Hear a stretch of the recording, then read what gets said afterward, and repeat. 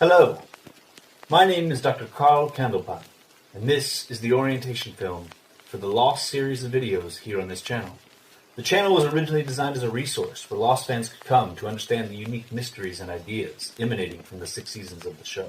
Not long after the series began, however, there was a spoiler. And since that time, the following protocol has been observed.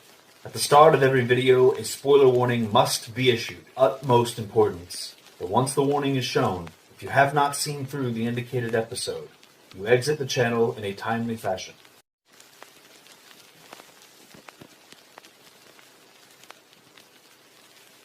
Namaste, and good luck.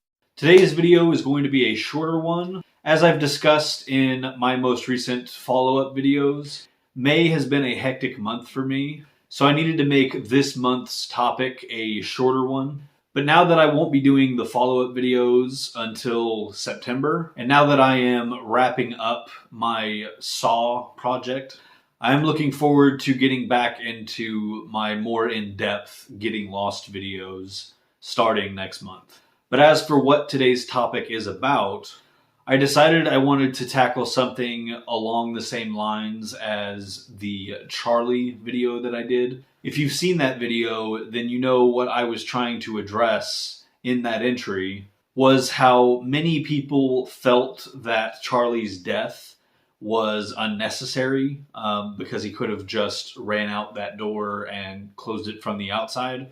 This was always a notion that I disagreed with, and I felt there were a lot of subtleties in that scene behind Charlie's decision that a lot of people tend to overlook. And to a lesser extent, I think something similar happens with Jin's death. Over the years, I've come across a lot of people voicing that they think Jin didn't take his daughter into account before deciding to die with Sun. This is something that the actor that played Jin, Daniel Dae Kim, actually talked about at the time. There will be a link to one of the interviews in which he discusses this in the description below, so do feel free to check that out.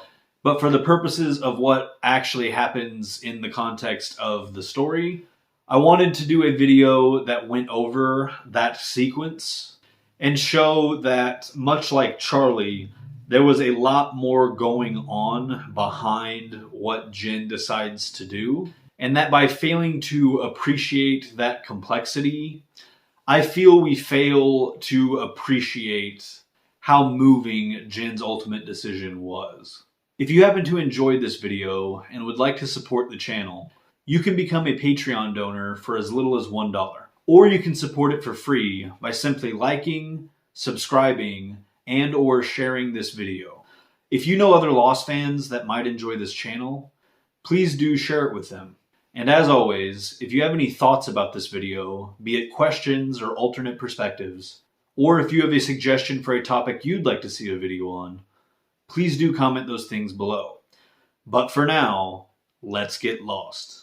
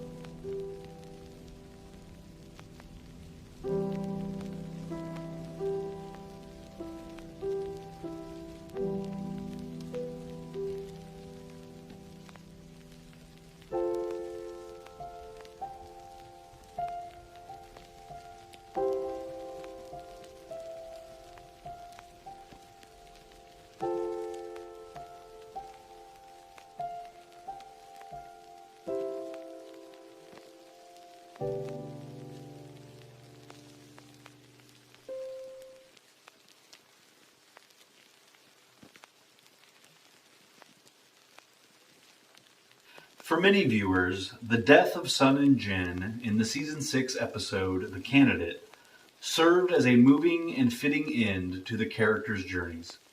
Some, however, felt that Jin choosing to die was not only unnecessary, but that in doing so, he abandoned their daughter to grow up without either of her parents. While this seems to be a fair assessment on the surface, I would argue it drastically oversimplifies the series of choices Jin makes in this sequence, each of which are based on a complex and evolving range of factors. And I feel that such an oversimplification completely undermines what makes this defining character moment so compelling. Let's start with a brief recap of Sun and Jin's reunion prior to the sinking of the submarine. After the freighter blew up in late December of 2004, the pair spent nearly 3 years separated. For the vast majority of that time, Sun actually believed Jin was dead. Upon learning he was still alive, she began tirelessly seeking to rescue him, no doubt hoping to bring Ji-Yun's father home to her. There's even a chance that Jin is alive. I have to be on that plane. Meanwhile, shortly after their separation, Jin requested that Locke lie about his survival, specifically to protect both Sun and his child from ever coming back to the island. This island is bad. You don't bring Sun back. You promised. You promised you don't bring my baby. All right. Once he learns that Sun has returned to the island, he desperately seeks to find her. The point to remember here is that both Jin and Sun's entire motivation in the back half of the series comes from both a love for each other and a love for their child. It is therefore entirely reasonable for the audience to expect the welfare of Ji-Yun to have been a factor in the couple's final moments. But I'm getting a little ahead of myself. After 3 years apart, Jin and Sun are finally reunited. Jin? Sun!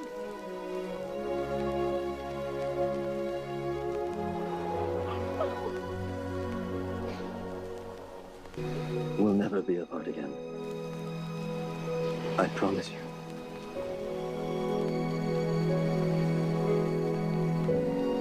That night, Jin asks Sun about the daughter he sadly never met. So she's with your mother? Yes. You saw her pictures? How? Whitmore's people found your camera on the plane. He showed me the pictures. Our daughter. She's so beautiful.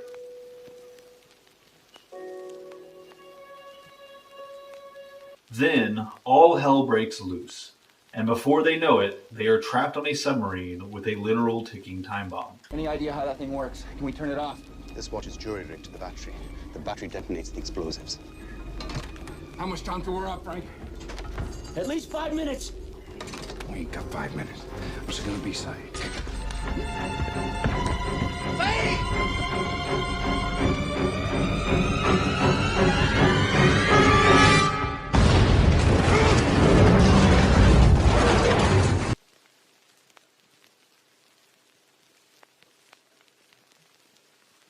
In the moments after the explosion, we see that there are 2 canisters of oxygen in the room with the surviving candidates. Jack quickly gives one of them to Hurley so that he can get the wounded Kate to the surface. You gotta take Kate out of here.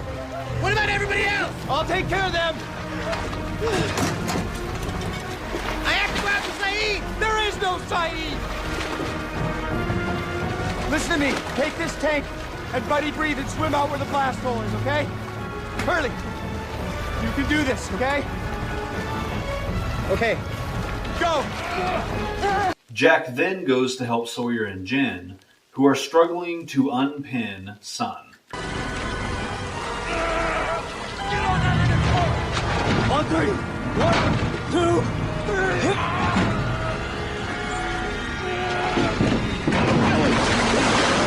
Just as they are discovering how dire Sun's situation truly is, Sawyer is knocked unconscious, complicating things even further.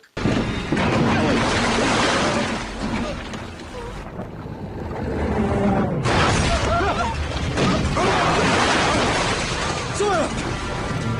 Jack! Sawyer! Sawyer! This is when Sun asks Jin to leave her for the first time. And this is his first choice. Sawyer! Sawyer!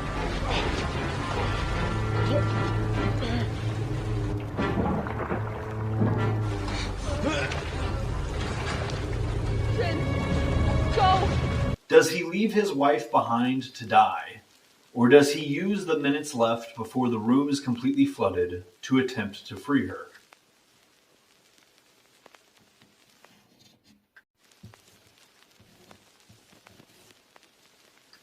Without any hesitation, he refuses to leave and insists he can get her out. Jin, go! No! Save yourself! I'm going to get you out of here! Jack tries to continue helping Jin while simultaneously trying to keep the unconscious Sawyer's head above the water.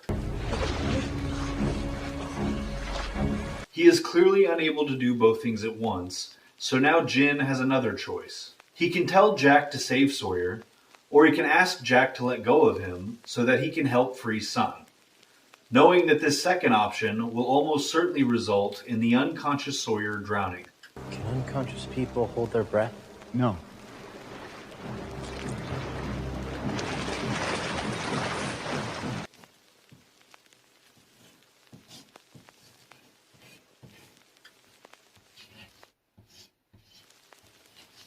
Even in his desperation to save the woman he loves, Jin is not the type of person that would let his friend die, so he tells Jack to save Sawyer. Go! Go! I'll get her free! No! We can do this! Just go! Save Sawyer!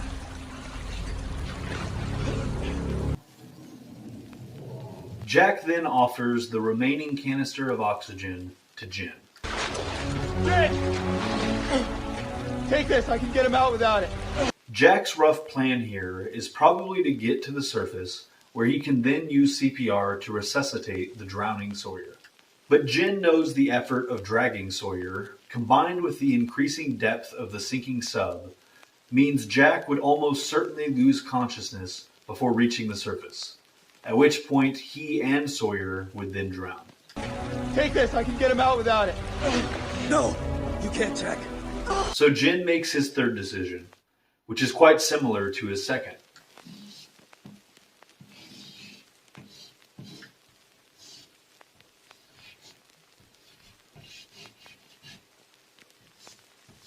He refuses to sacrifice the lives of two of his friends for the few extra minutes the oxygen would buy him and Sun.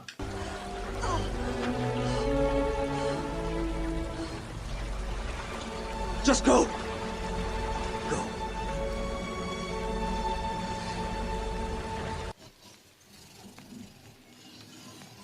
At this point, Jack and Sawyer definitely need the oxygen to survive, something Jack is unable to deny, while Jin and Sun still have a chance at surviving without it, if Jin can free her fairly quickly.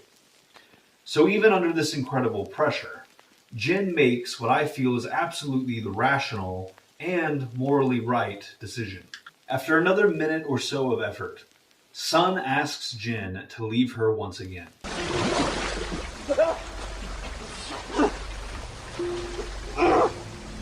Jin. You have to go. No. I can do this. No. No, you can't. Not only out of concern for his well-being, but almost certainly also out of a desire for their daughter to at least have her father. Please go. I won't leave you.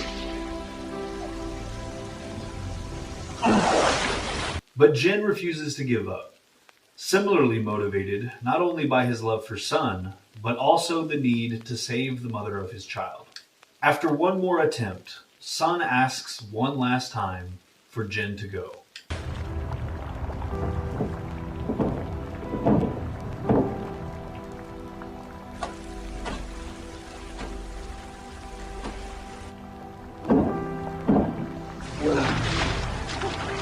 I want to get you out of here.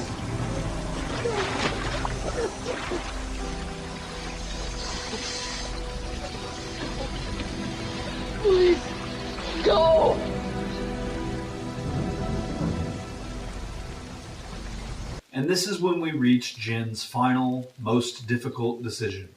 The one we can see him most clearly contemplate before making. At this point, he is confronted with the inescapable reality that Sun is going to die. He, on the other hand, is free to swim out of that room and try to make it to the surface. And because of their daughter, he quite visibly considers it. But at this point, the submarine has sunk considerably, and no oxygen canisters are left. Jin knows the chances of him making it to the surface now are slim at best. And in that moment, he determines that slim possibility is not enough for him to willingly leave his wife to die alone. He chooses to stay and die with her, knowing that at least their daughter will be raised by family that loves her. Please, go!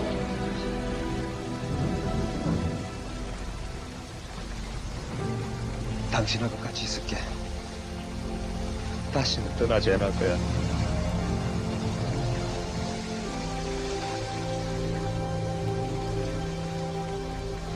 I love you, son. I love you.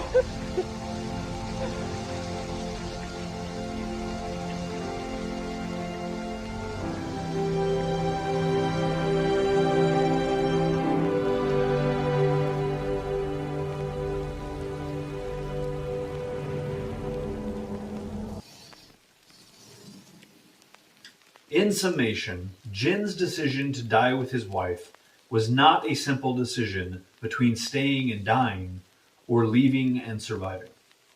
And his ultimate decision was not made out of a lack of concern for his daughter. By failing to empathize with Jin's perspective and oversimplifying the complicated series of decisions he was forced to make, we fail to value how noble his final moments truly were.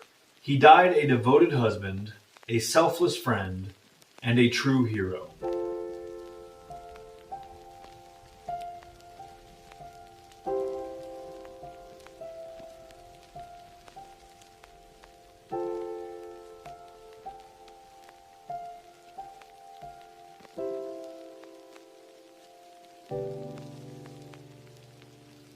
Until next time, namaste and good luck.